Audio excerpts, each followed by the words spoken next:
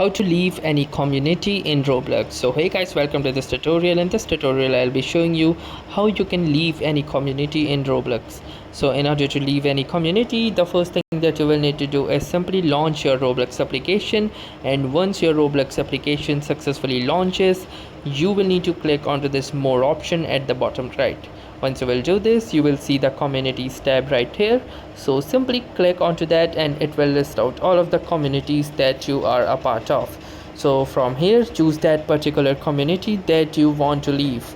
So simply select that, and once you will do that, it will launch the community page, and from here you can click onto this three dots present here, and from here choose the second option, that is leave community. And once you will do this, it will show you, are you sure you want to leave this community? You need to click onto this yes option, and now you can see that you have successfully left the community and it asks you to join. So that's how easily you can leave any community in Roblox. Thanks for watching and have a nice day.